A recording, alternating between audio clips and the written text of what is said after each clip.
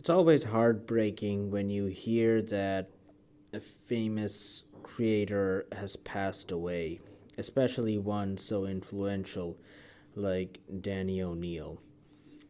His portfolio is massive. He's worked for both Marvel and DC. Uh, he is a prolific writer.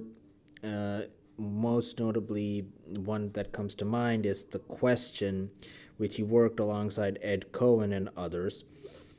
But the big one is his run on Batman, both as a writer and editor, alongside artist Neil Adams. They took Batman from, well, the 60s camp that he was sort of stuck in, and instead brought him back to his gothic roots, something much needed for the character. They made the Joker a threatening character again, took him from the harmless prankster of the 60s to a madman who would kill on a whim. They also would introduce several new villains, most notably Ra's al Ghul, a madman who was also an eco terrorist who led a cult calling themselves the League of Assassins. Most notably, Ra's al Ghul uh, wanted Batman, and he had also figured out Batman's secret identity, but he never really used it against him as he wanted Batman to take his place as the leader of the League of Assassins, feeling that the detective, as he called him, was the only one worthy of his mantle. They also introduced his daughter, Talia al Ghul, who has had something of a, well, mixed relationship with Batman. Yeah. I'm not really going into that right now, as whatever Grant Morrison later did doesn't really play a role here.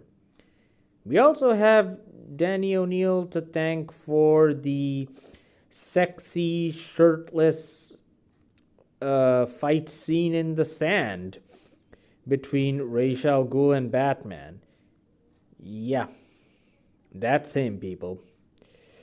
But O'Neill was also a socially conscious writer.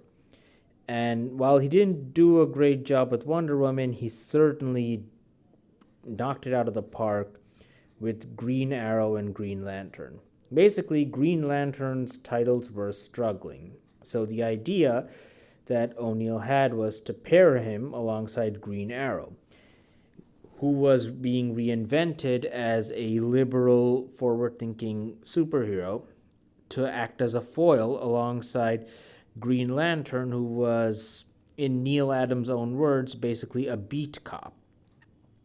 And well, this panel is, of course, very famous to all comic book fans. The part where a black man asks that he's done a lot for purple skins and orange skins on different planets, but what has he done for black skins on his own? There's also the famous drug related comic book in which Green Arrow's ward Speedy would be revealed to be a junkie. And of course, the introduction of John Stewart, who, well, has gone on to become iconic as Green Lantern, probably even more famous than Hal Jordan himself. Danny's impact can't be, well, understated. And so I ask you all to raise your glasses in remembrance to Denny O'Neil.